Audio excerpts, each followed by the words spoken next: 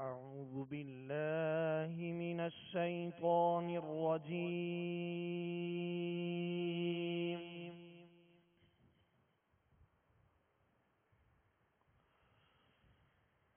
بسم الله الرحمن الرحيم.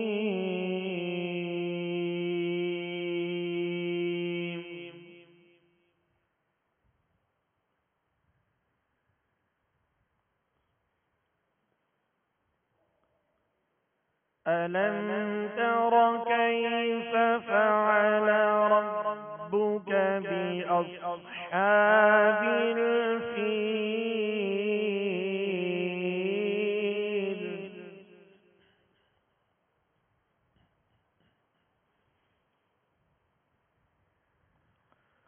ألم يجعل كيدهم في تضليل؟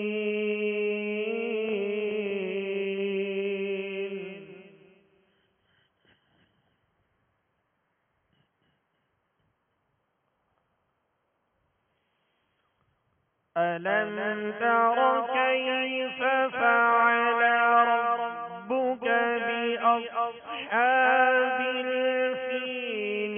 ألم يجعل كيدهم في تضليل؟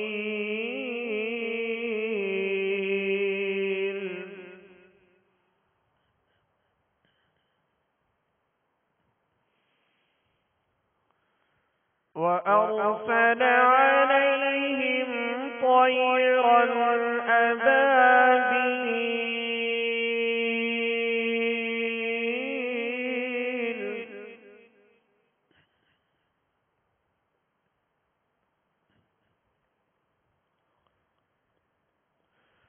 وأرسل عليهم طيرا أبابيل ترميهم بحجارة من سجيل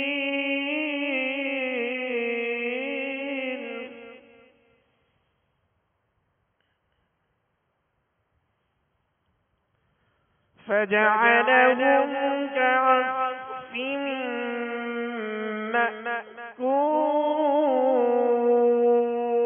مأكول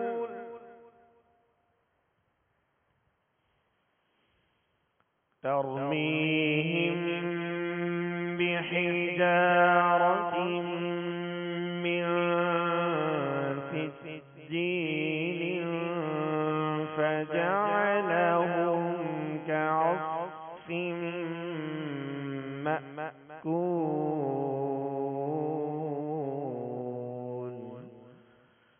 آمنت بالله صدق الله العظيم. صلوا على الحبيب صلى الله تعالى على محمد صلى الله عليه وسلم. مولاي صل وسلم دائما أبدا على حبيبك خير الخلق كلهم. مولاي صل وسلم دائما أبدا على حبيبك خير الخلق كلهم.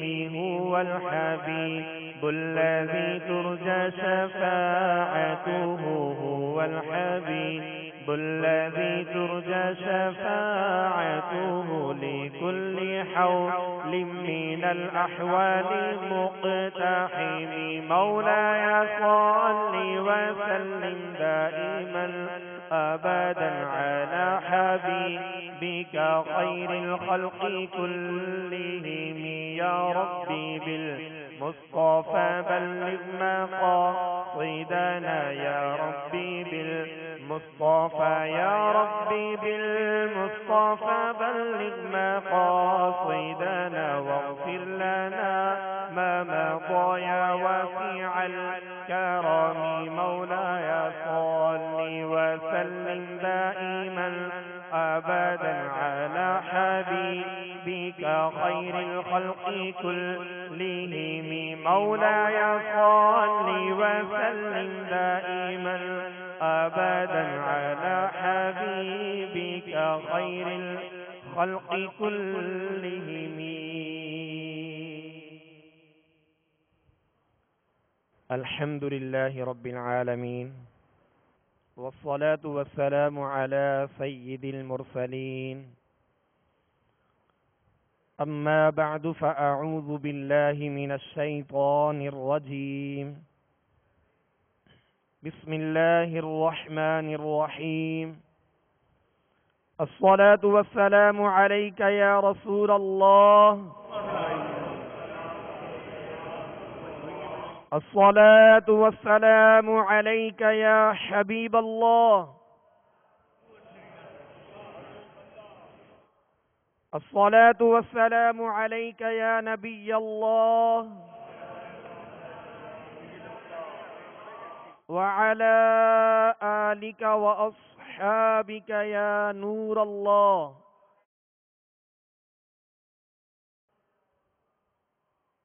نويت سنة الاعتكاف. صلوا على الحبيب صلى الله تعالى على محمد صلى الله عليه وسلم. توبوا إلى الله، أستغفر الله.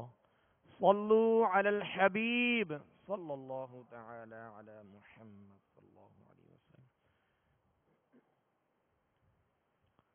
ہمارا مدنی مقصد کیا ہے؟ مجھے اپنی اور ساری دنیا کے لوگوں کی اصلاح کی کوشش کرنی ہے انشاءاللہ عز و جل. میٹھے میٹھے اسرائیلی بھائیوں اور مدنی چینل کے ناظرین، الحمدللہ میرے شیخ طریقت، امیر اہل سنت، بانی دعوت اسلامی حضرت علامہ مولانا ابو بلال محمد الیاس عطار قادری رضوی ضیائی دامت برکاتہم العالیہ کے فیضان اور مدنی ماحول کی برکتوں کے کیا کہنے کہ الحمدللہ ہمیں یہ سوچ ملی کہ ہم فرض علوم کی برکتیں حاصل کر رہے ہیں، اور اس میں الحمدللہ قرآن پاک درست پڑھنے کی کوشش بھی جاری ہے. تو میٹھے میٹھے اسرائیلی بھائیوں، یہ ہمارے لیے بہت بڑی سعادت کی بات ہے کہ اس پرفتن دور میں ہمیں مہکا مہکا مشک بار مدنی ماحول میسر آیا. لہذا ہمیں چاہیے کہ ہم دعوت اسلامی کے مدنی ماحول سے ہر دم وابستہ رہیں اور مدنی کاموں کی دھومیں مچاتے رہیں. میٹھے میٹھے اسرائیلی بھائیوں، ہم انشاءاللہ آج مدنی قاعدے کے سبق نمبر 18 کی مشق کریں گے. لہذا تمام اسرائیلی بھائی اور میرے مدنی چینل کے ناظرین مدنی قاعدے کا سبق نمبر 18 نکال لیجئے. آج ہم اس سبق میں مد کے قواعد انشاءاللہ سیکھنے کی کوشش کریں گے، اور انشاءاللہ اس کی مشق بھی ہوگی اور پہچان کرنے کی بھی کوشش جاری رہے گی. لہذا خوب توجہ کے ساتھ، کامل توجہ کے ساتھ قرآن پاک سیکھنے کا جو سلسلہ جاری ہے اس میں شامل رہی ہے. میٹھے میٹھے اسرائیلی بھائیوں، یاد رکھیے قرآن پاک اللہ عز و جل کی عظیم کتاب ہے، اور یہ وہ کتاب ہے کہ جس کی تلاوت کی برکت سے اللہ عز و جل کی رحمتیں اور برکتیں میسر آتی ہیں اور دلوں کا زنگ دور ہوتا ہے. یہ وہ پاکیزہ کلام ہے کہ جس کی تلاوت کی جائے اللہ عز و جل کی رضا کی خاطر تو نیکیوں کا انبار لگ جاتا ہے. الحمدللہ. تو میٹھے میٹھے اسرائیلی بھائیوں، اچھی اچھی نیتوں کو شامل کرتے ہوئے قرآن پاک درست پڑھنے کی کوشش کرتے ہیں. یہ یاد رکھیے قرآن پاک کو تجوید کے ساتھ پڑھنے کا حکم ہے، اور قرآن پاک کو خوب ٹھہر ٹھہر کر عمدگی کے ساتھ، خوبصورتی کے ساتھ، ہر حرف نکھرا ہوا ادا ہو، ہر حرف اپنے مقام سے، اپنے مخرج سے، اپنی جگہ سے ادا ہو، اور تمام خوبیوں کے ساتھ ادا ہو، اور قرآن پاک کو خوب عمدگی کے ساتھ اور ٹھہراؤ کے ساتھ، خوبصورتی کے ساتھ پڑھنے کا حکم ہے۔ اور یہ جبھی ہوگا جب ہم قرآن پاک کی تلاوت روزانہ اس طرح کریں گے کہ قواعد کی پہچان کے ساتھ ساتھ ان قواعد پر عمل کا سلسلہ بھی جاری ہو۔ تو میٹھے میٹھے اسلامی بھائیوں، الحمدللہ مدنی قاعدہ یہ قرآن پاک کو درست پڑھنے کے لیے بنیاد ہے، اور اس میں بنیادی قواعد جو تجوید سے متعلق ہیں، اور تجوید کا معنی ہے عمدہ کرنا، نکھارنا، واضح کرنا، ستھرا کرنا۔ تجوید کی تعریف یہ ہے کہ ہر حرف کو اس کے اصلی مخرج اور تمام صفات کے ساتھ ادا کرنا، یعنی تمام خوبیوں کے ساتھ ہر حرف کو اس کے مقام سے، اس کے مخرج سے ادا کرنا، یہ تجوید ہے۔ تو اب مدنی قاعدے میں جو قواعد دیے گئے یہ بنیادی قواعد ہیں اور بہت ضروری قواعد ہیں۔ جیسے ابتدا میں حروف کے مخارج دیے گئے، تو حروف کے مخارج کا یاد کرنا، ذہن نشیں کرنا، اور ان مخارج سے حروف کو ادا کرنا، یعنی جس حرف کا جو مخرج ہے، جن جن حروف کا جو مخرج ہے، تو وہاں سے حروف کو ادا کرنا یہ بہت ضروری ہے۔ اگر حرف اپنے مخرج سے، اپنے مقام سے، اپنی جگہ سے ادا نہیں ہوگا تو حرف درست طریقے سے ادا نہیں ہوگا اور کئی غلطیاں پیدا ہوں گی۔ اسی طرح جب ہم حرف کو اس کے مخرج سے، اس کی جگہ سے ادا کر لیں گے تو اب اس میں دوسری جو بات ضروری ہوتی ہے وہ ہے صفت۔ صفت کا معنی ہے خوبی۔ تو حروف کے اندر کئی ایسی صفات ہیں جو بہت ضروری ہیں، ان حروف کی اگر ادا نہ کی جائیں تو حروف یا تو سرے سے ادا نہیں ہوں گے یا پھر ناقص ادا ہوں گے۔ اس طرح کی جو غلطیاں واقع ہوتی ہیں، مثلا ملتی جلتی آواز والے حروف جنہیں قریب الصوت کہتے ہیں، ان حروف کے اندر جو فرق پیدا ہوتا ہے، یعنی ان حروف میں بعض ایسے حروف ہیں جن کی آواز ملتی جلتی ہے اور وہ ایک ہی مخرج سے ادا ہوتے ہیں، ایک ہی جگہ سے ادا ہوتے ہیں، ان کا ایک ہی مخرج ہے اور آواز بھی ان کی ملتی جلتی ہے، جیسے تا، پو، یا جیسے سا، زال اور وا، زال، وا، ان کی آواز بھی ملتی جلتی ہے۔ اسی طرح جیسے سین اور صاد، یا قاف اور کاف، تو یہ حروف ایک ہی مخرج سے ادا ہوتے ہیں، ان کا ایک ہی مقام ہے نکلنے کا، ایک ہی جگہ ہے، لیکن اس میں فرق کیسے ہوگا؟ مخرج سے ادا تو کر لیا، مگر فرق کیسے ہوگا؟ ان کے اندر امتیاز کیسے ہوگا؟ تو اس کے لیے صفت پر عمل کرنا، صفات کی پہچان اور ان صفات پر عمل کرنا یہ بہت ضروری ہے۔ تو میٹھے میٹھے اسلامی بھائیوں، صفات کیا ہیں؟ کسی حرف کا پر پڑھا جانا، موٹا پڑھنا، جیسے حروف مستعلیہ 7 ہیں اور وہ ہمیشہ ہر حال میں پر پڑھے جاتے ہیں، موٹے پڑھے جاتے ہیں، تو ان کا موٹا پڑھا جانا یہ ان کی خوبی ہے، ان کی صفت ہے۔ اسی طرح بعض حروف نرمی کے ساتھ ادا ہوتے ہیں، تو ان حروف کا نرمی کے ساتھ پڑھنا یہ ان کی صفت اور ان کی خوبی ہے۔ جب تک ان کی خوبی ادا نہیں کریں گے تو ان کے اندر نرمی پیدا نہیں ہوگی اور سختی پیدا ہوگی، تو سا سین بن جائے گا، یا اگر سختی پیدا نہیں ہوگی اور نرمی پیدا کر دیں گے تو سین سا بن جائے گا۔ اسی طرح اگر باریک حرف کو باریک نہیں پڑھیں گے، اس کا باریک پڑھنا یہ اس کی صفت اور اس کی خوبی ہے، اگر اس کو باریک نہیں پڑھیں گے تو حرف موٹا ہو جائے گا، جیسے تا اور تو۔ اگر تا کے اندر باریکی نہیں ہوگی، اس کو باریک نہیں پڑھیں گے، ترقیق کے ساتھ نہیں پڑھیں گے، تو میٹھے میٹھے اسلامی بھائیوں یہ تا تو بن جائے گا، یا تو کے اندر جو اس کو پر پڑھنا ہے، اگر اس کو موٹا نہیں پڑھیں گے، پر نہیں کریں گے تو تا بن جائے گا۔ تو حرف حرف میں بدل جائے گا، حرف حرف میں بدل جائے گا اور فرق نہیں رہے گا، امتیاز نہیں رہے گا۔ تو ایک مخرج سے کئی کئی حروف ادا ہوتے ہیں اور ان کی آواز بھی ملتی جلتی ہے، اور ان کے اندر جو فرق ہوتا ہے وہ صفات کی وجہ سے ہوتا ہے۔ پیارے پیارے اور میٹھے میٹھے اسلامی بھائیوں، وہ صفات اور وہ قواعد ہم الحمدللہ یہ مدنی قاعدے میں سیکھ رہے ہیں۔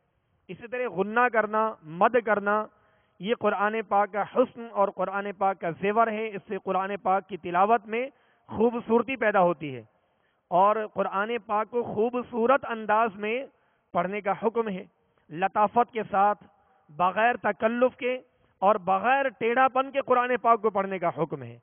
اور یہ جبھی ہوگا جب ہم اس کی خوب مشق کریں گے۔ اور الحمدللہ عز و جل ہم یہاں فرض علوم میں قرآن پاک بھی سیکھ رہے ہیں، تو کیا ہی اچھا کہ ہمارا یہ ذہن بن جائے، سوچ بن جائے، ہم یہ نیت کر لیں کہ زندگی کے بقیہ جو بھی ایام رہ گئے ہم یہاں قرآن پاک سیکھ رہے ہیں، اور ساتھ ساتھ میں انشاءاللہ عز و جل ہم مدرسۃ المدینہ برائے بالغان جو دعوت اسلامی کے تحت کئی مساجد میں الحمدللہ لگائے جاتے ہیں، اسلامی بہنوں کے لیے ان کے گھروں میں ترکیب ہوتی ہے، تو میٹھے میٹھے اسلامی بھائیوں ہم نیت کریں کہ مدرسۃ المدینہ بالغان میں قرآن پاک سیکھیں گے اور سکھائیں گے انشاءاللہ عز و جل۔ جب قرآن پاک سیکھنے اور سکھانے کا سلسلہ روزانہ جاری رکھیں گے تو تلاوت کی برکتیں بھی ملیں گی، اور انشاءاللہ عز و جل قرآن پاک درست پڑھنے کی مشق بھی جاری رہے گی، اور مزید اس میں بہتری آئے گی۔ تو اللہ عز و جل ہم سب کو قرآن پاک درست طریقے سے پڑھنے کی سعادتیں عطا فرمائے۔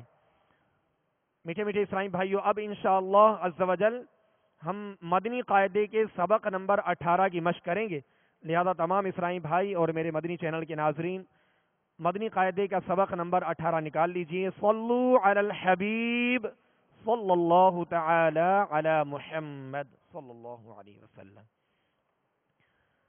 آج کے ہمارے اس سبق میں جن کلمات کی ہم مشق کریں گے وہ حروف مقطعات ہیں، ان کو کہتے ہیں حروف مقطعات۔ میٹھے میٹھے اسلامی بھائیوں، قرآن پاک کی بعض صورتوں کا آغاز حروف مقطعات سے ہوتا ہے، اور ان حروف کو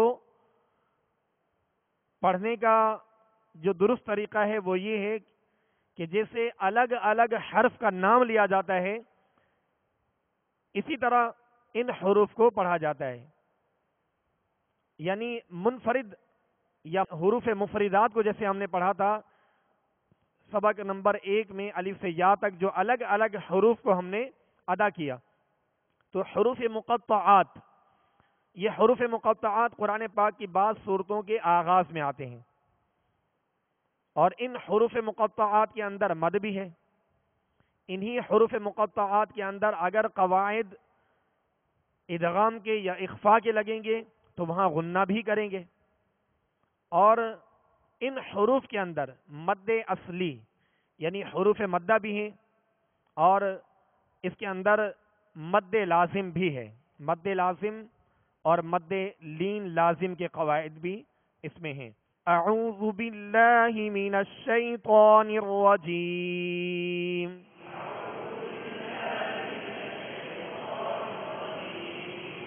بسم اللہ الرحمن الرحیم۔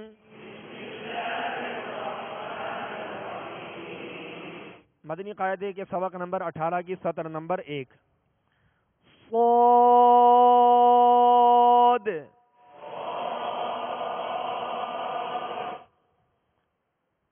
میٹھے میٹھے اسلامی بھائیوں اور مدنی چینل کے ناظرین، آپ اس میں دیکھیں گے کہ حرف صاد اس کے اوپر مد کی علامت ہے، اور اس میں جیسا کہ ہم نے مدات کے قاعدے سیکھے تھے کہ مد کا معنی ہے دراز کرنا، کھینچنا، اور مد کے سبب کتنے ہیں؟ دو سبب ہیں. کتنے سبب ہیں؟ دو سبب ہیں. کون کون سے؟ حمزہ اور سکون. تو حمزہ جن مدات کا سبب ہے وہ دو مدیں ہیں. کتنی مدیں ہیں؟ دو. مد متصل اور مد منفصل، یہ دو مدیں ہیں جن کا سبب حمزہ ہے. اور مد کی 6 اقسام ہیں. ان دو مدات کے علاوہ جو 4 مدات ہیں ان کا سبب سکون ہے، اور سکون کی 2 شکلیں ہیں اور سکون کی 2 صورتیں ہیں. یعنی قسمیں بھی 2 ہیں اور ان کی شکلیں بھی 2 ہیں. 2 شکلیں یہ ہیں، ایک تو چھوٹی دال نما شکل ہوتی ہے، اسے کہتے ہیں جزم.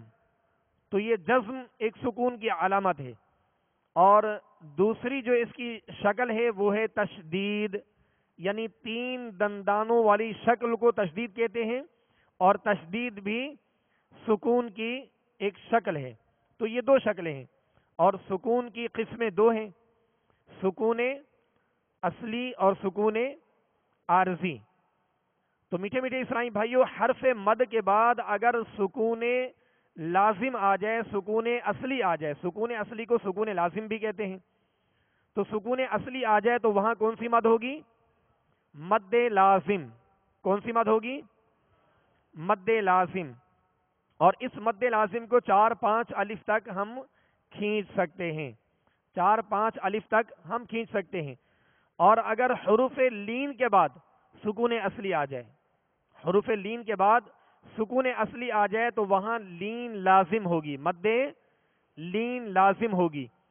اور اسی کے ساتھ حروف مدہ کے بعد، یعنی الف، واو مدہ، یا مدہ کے بعد اگر سکون عارضی آ جائے، جیسے وقف کی صورت میں سکون آتا ہے، جیسے العالمین، اب ہم وقف کریں گے تو العالمین، اب نون کو ہم نے ساکن کر دیا. نون پر جو سکون آیا وہ وقف کی صورت میں سکون عارضی ہے، لہذا یہاں مد عارض ہوگی. اور حروف لین کے بعد اگر سکون عارض آئے تو وہاں مد لین عارض ہوگی، جو کہ ہم نے سبق نمبر 17 میں مد لین عارض اور مد عارض کے قواعد ہم نے سیکھے اور اس کی مشق کی. تو آج مد لازم اور مد اصلی کی ہم اس میں پہچان کریں گے. تو اب اس میں حرف صاد جو ہم نے پڑھا، یہ حروف مقطعات میں سے 23ویں سپارے کی سورہ صاد، اس کا آغاز صاد ہی سے ہوتا ہے. تو میٹھے میٹھے اسلامی بھائی، یہ حروف مقطعات ہیں. اور صاد، حرف صاد کے نیچے آپ دیکھیں گے تو اس میں لکھا ہے صاد کے بعد حرف مد، الف مدہ ہے. الف مدہ کے بعد جو دال ہے، دال ساکن ہے، اس کے اوپر جو سکون ہے، جو جزم ہے، وہ سکون اصلی ہے، سکون اصلی ہے، لہذا یہاں مد لازم ہوگا. صاد، قاف.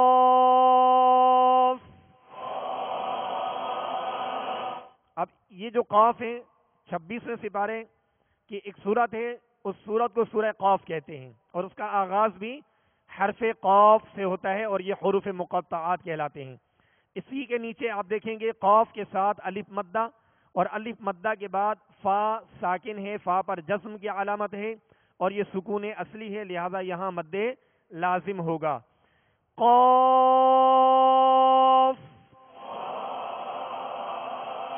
نون.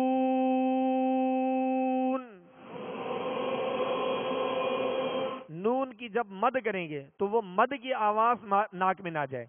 جب نون کہیں گے تو یہ تو ظاہر سی بات ہے اس میں غنہ آنی ہے اور آواز ناک سے نکلے گی. نو. اب کھینچیں گے، نو. اب جو کھینچ رہے اس کی آواز ناک میں نہ جائے، یعنی نون یوں نہیں پڑھیں گے، بلکہ مد کی آواز ہم نے منہ سے نکالنی ہے. نون.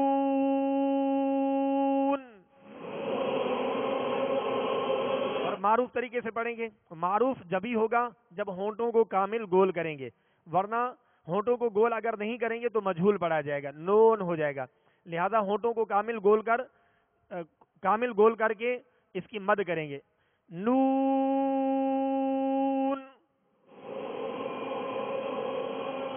یہ 29ویں سپارے میں سورہ قلم ہے اور اس کا آغاز نون سے ہوتا ہے، حروف مقطعات. اور اسی کے آپ نیچے حرف نون کے نیچے آپ دیکھیں گے نون واو پیش نو، واو مدہ ہے، واو مدہ کے بعد نون جو ہے اس کے اوپر جزم کی علامت ہے، یہ سکون اصلی ہے، لہذا یہاں مد لازم ہوگا. نون.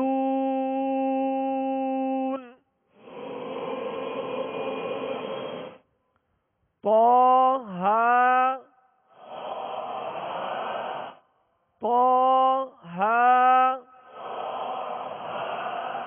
اب تو کے اوپر کھڑا زبر، ہا کے اوپر کھڑا زبر، تو یہ دونوں جو کھڑا زبر ہیں یہ الف مدہ کے قائم مقام ہیں، لہذا ایک الف کی مقدار میں ہم انہیں کھینچیں گے. اور یہ بھی حروف مقطعات ہیں مگر ان میں مد لازم نہیں ہے، صرف ایک الف کی مقدار میں ہم کھینچیں گے 16ویں سپارے میں سورہ طہ. تو اب اس کے اوپر جو کھڑا زبر ہے طہ پر اور ہا پر ایک الف کی مقدار میں ہم اسے دراز کریں گے، کھینچیں گے. طہ. طہ کو پر پڑھیں گے، حروف مستعلیہ میں سے ہے. طہ. سطر نمبر 2. یاسین.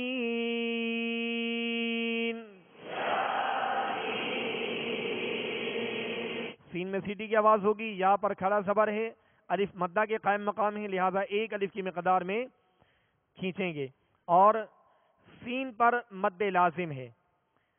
سین آپ نیچے دیکھیں گے، یا سین کے نیچے تو یا الف زبر یا ایک الف کی مقدار میں ہم اسے کھینچیں گے. سین یا زیر سی، یا ساکن سے پہلے زیر آ جائے تو یا مدہ ہوگا، اور یا مدہ کے بعد نون ساکن ہے، نون کے اوپر جو سکون ہے جزم کی علامت ہے، یہ سکون اصلی ہے، لہذا مد کون سی ہوگی؟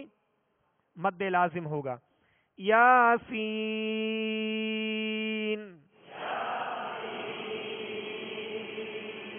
طاسین.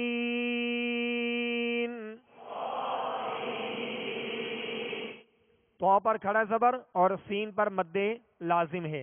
طاسین.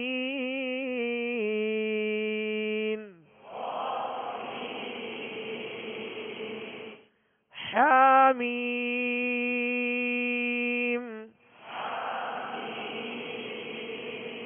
حا کو وسط حلق سے ادا کریں گے، درمیانے حلق سے، اور میم پر مد لازم ہے.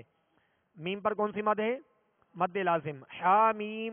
اس کلمے کے نیچے آپ دیکھیں گے تو مد لازم کا قاعدہ آپ کو سمجھ میں آ جائے گا، یعنی میم یا زیر می، یا مدہ ہے، یا مدہ کے بعد جو آخری دوسری میم ہے اس کے اوپر جزم کی علامت ہے اور یہ سکون اصلی ہے، لہذا یہاں مد لازم ہوگا. حامیم.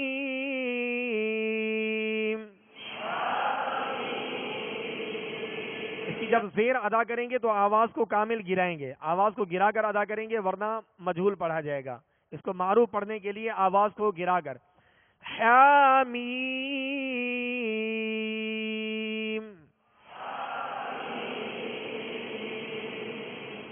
الف لام را.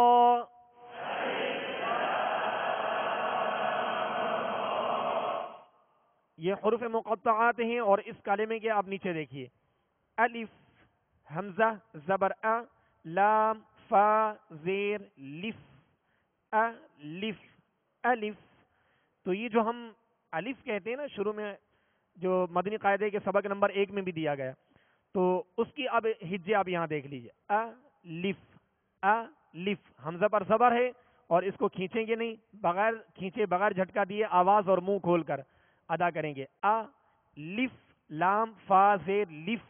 تو جو پڑھتے ہیں الف یا الیف یا الف تو وہ غلط طریقہ ہے. درست طریقہ یہی ہے کہ اس حرف کو الف الف الف یوں پڑھیں گے، اور ساتھ میں لام کے بعد الف مدہ ہے، میم کے اوپر جو سکون ہے یہ سکون اصلی ہے، سکون لازم ہے، لہذا یہاں مد لازم ہوگا لام پر. اور آگے را پر کھڑا زبر ہے، لہذا الف مدہ کے قائم مقام ہے، ایک الف کی مقدار میں کھینچ کر ادا کریں گے. الف لام را. را کو پر بھی پڑھیں گے اس لیے کہ را پر کھڑا زبر ہے. را پر کھڑا زبر ہو، را پر الٹا پیش ہو، را پر زبر ہو پیش ہو تو را کو پر پڑھیں گے، موٹا پڑھیں گے. الف لام را. سطر نمبر 3. الف لام میم.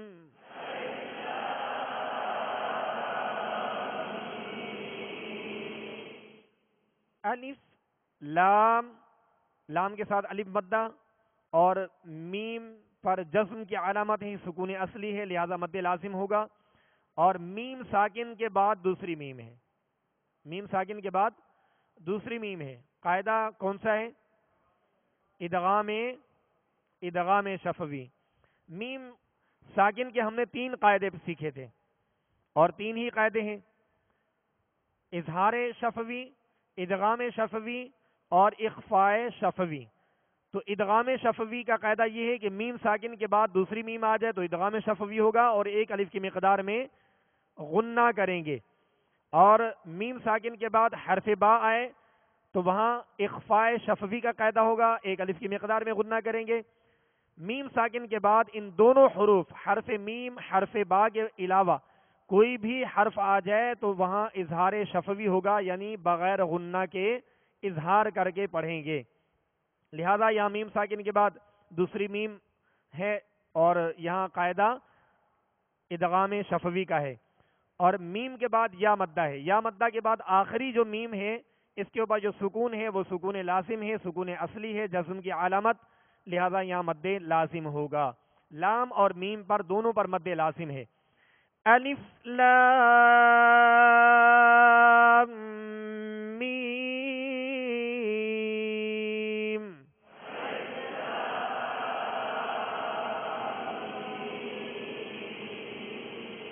یہ الف لف نہیں لف معروف پڑھیں گے، یعنی لام کی جو زیر ہے اس کو گرا کے فا سے ملائیں گے. لف لف نہیں، الف نہیں، الف. الف لام میم.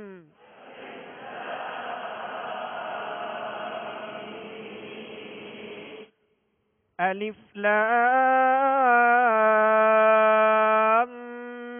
میم را.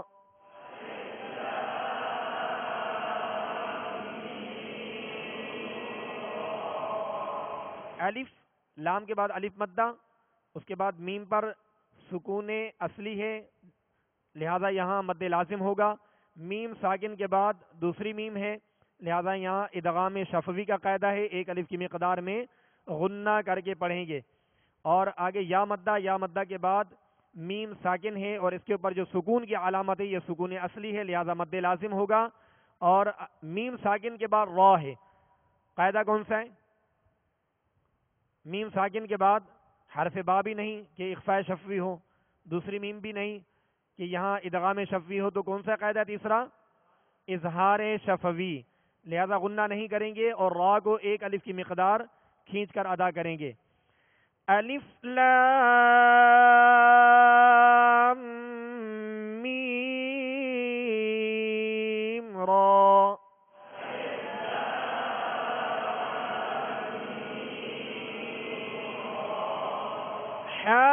حامیم.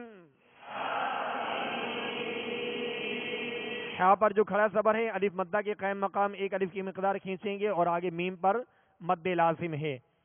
حامیم.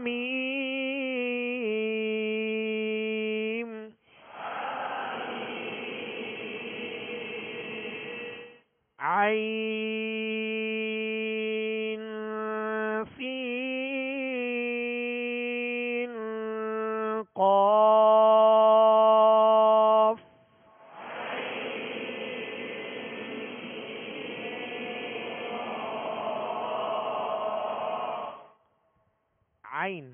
نیچے آپ دیکھیں گے اس کی ہجے جو پہچان کے لیے کی گئی. اب یہاں پر اس کی وضاحت ہوگی مد کی کہ مد کون سی ہے.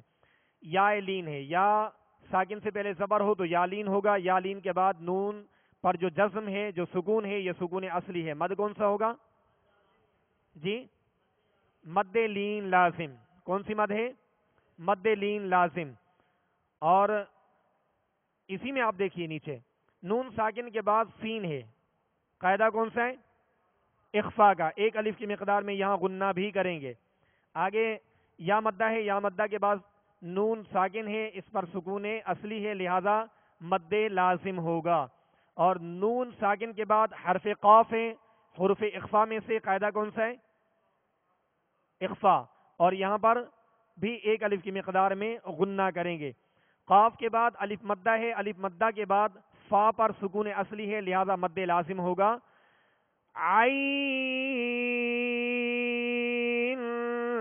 سین قاف.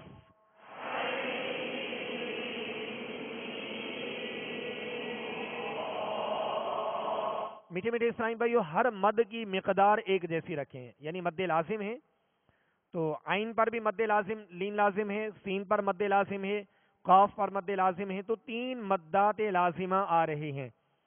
اور ان کی مقدار اگر آپ 4 الف کھینچ رہے ہیں تو پھر سب کو 4 الف ہی دراز کریں, اور اگر 5 الف دراز کیا تو سب کو 5 الف کی مقدار ہی میں دراز کریں. جو اس کا صحیح طریقہ ہے وہ یہی ہے.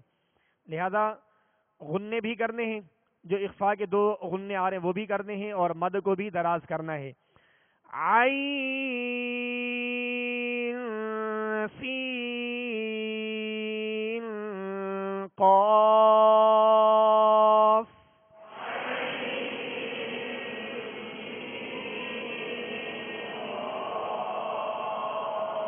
سطر نمبر 4 طاسیم میم.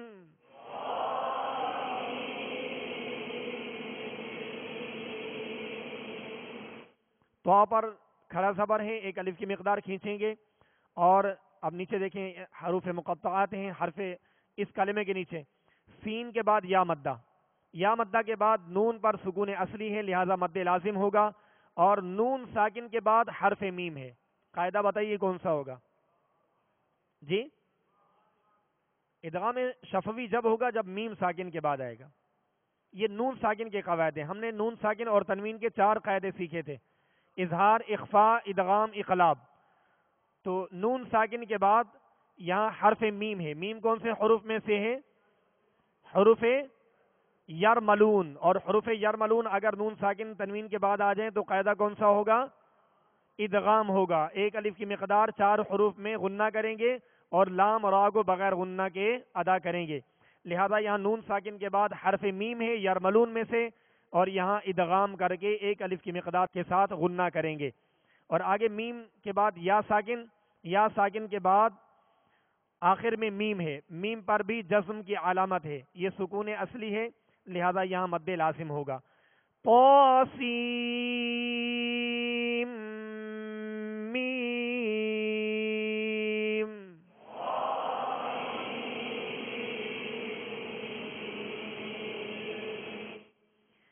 الف لام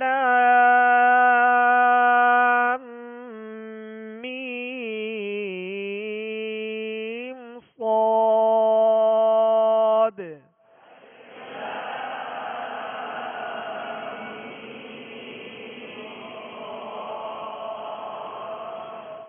الف لام کے ساتھ الف مدہ, آگے میم پر سکون اصلی ہے, مد لازم ہوگا. اور میم ساکن کے بعد دوسری میم ہے, لہذا قاعدہ ادغام شفوی کا ہے, ایک الف کی مقدار میں غنہ کر کے پڑھیں گے. اور میم کے بعد یا مدہ ہے, یا مدہ کے بعد میم پر سکون اصلی ہے, لہذا مد لازم ہوگا. اور میم ساکن کے بعد حرف صاد ہے, قاعدہ کون سا ہوگا؟ اظہار شفوی. اس لیے کہ میم ساکن کے بعد اگر با ہوتا تو اخفاء شفوی ہوتا, اگر دوسری میم ہوتی تو ادغام شفوی. لہذا ان دونوں حروف کے علاوہ کوئی بھی حرف حرف میم کے بعد آ جائے، میم ساکن کے بعد آ جائے تو وہاں پر اظہار شفوی کا قاعدہ ہوگا، غنہ نہیں کریں گے. اور صاد پر بھی مد لازم ہے. الف لام میم صاد.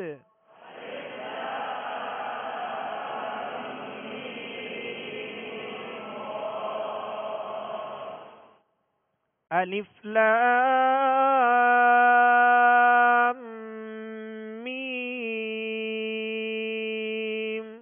اللہ.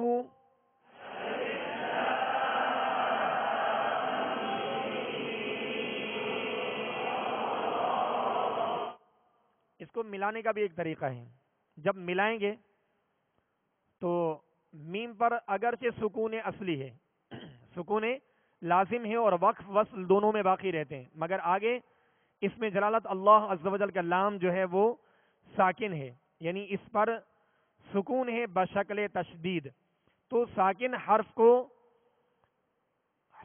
حرف جو ہے وہ خود سے نہیں پڑھا جاتا، بلکہ اپنے ما قبل، اپنے سے پہلے والے متحرک حرف سے مل کر پڑھا جاتا ہے. اب اس اللہ عز و جل کے ساتھ جو حمزہ ہے الف شکل میں، یہ حمزہ وصلی ہے. کلام کے درمیان میں حمزہ وصلی گر جاتا ہے. جب گر جائے گا تو ایک طریقہ اس کو پڑھنے کا یہ بھی ہے کہ میم پر زبر دے کر میم کو اللہ عز و جل کے لام سے ملا کر ادا کریں گے، اور اس میں جلالت اللہ عز و جل کے لام کو پر بھی پڑھیں گے، اس لیے کہ اس کا ما قبل مفتوح ہے، یعنی زبر والا ہے. الف لام میم اللہ.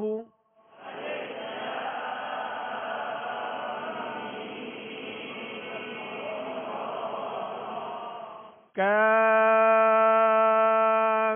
ہا یا عین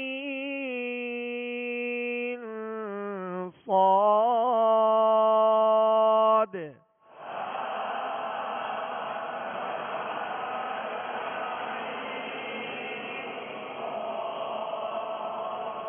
کاف پر مد لازم ہے. کاف کے بعد الف مدہ، الف مدہ کے بعد فا پر سکون اصلی ہے، لہذا یہاں پر مد لازم ہوگا. ہا پر اور یا پر کھڑا زبر ہے، لہذا ایک الف کی مقدار میں کھینچ کر ادا کریں گے کہ کھڑا زبر الف مدہ کے قائم مقام ہوتا ہے. عین یا ساکن سے پہلے زبر ہے، لہذا یہ یا لین کا قاعدہ ہے. یا لین کے بعد نون پر جو سکون ہے سکون اصلی ہے، لہذا یہاں پر مد لین لازم ہوگا، اور صاد پر مد لازم. کاف ہا یا عین صاد.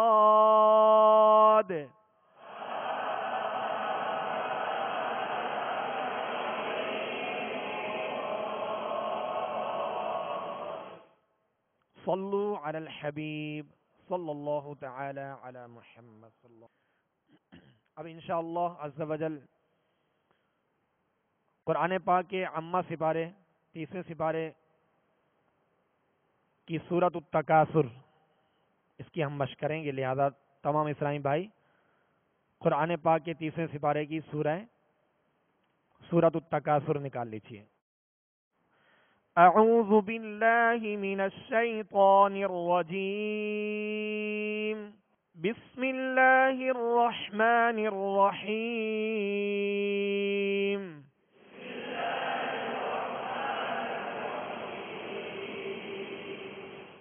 الہاکم التکاثر. اور آگے پر پڑھیں گے، باریک پر پڑھیں گے. جب وقف کیا تو را ساکن ہے، را ساکن سے پہلے زبر یا پیش ہو تو را کو پر یعنی موٹا پڑھیں گے.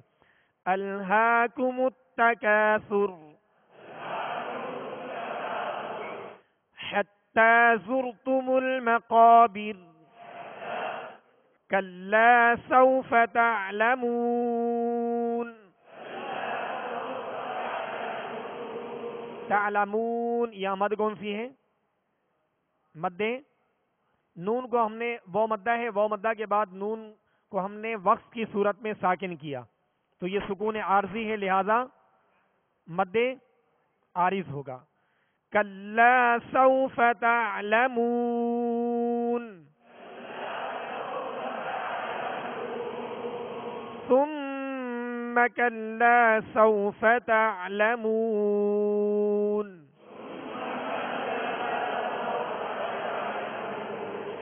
ثم پہ غنہ کریں گے، میم مشدد ہے، اور کلا لام کے ساتھ الف مدہ ہے، ایک الف کی مقدار میں کھینچ کر ادا کریں گے.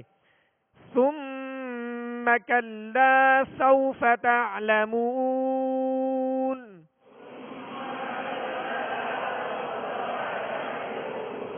کلا لو تعلمون علم الیقین.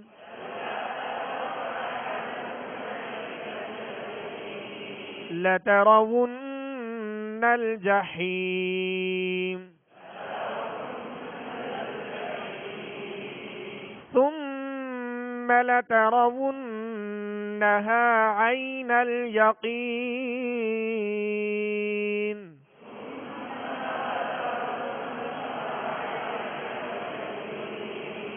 ثم لتسألن يومئذ عن النعيم.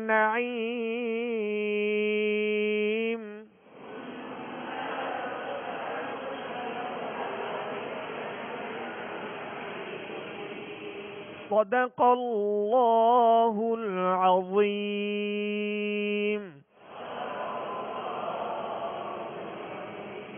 صلوا على الحبيب صلى الله تعالى على محمد.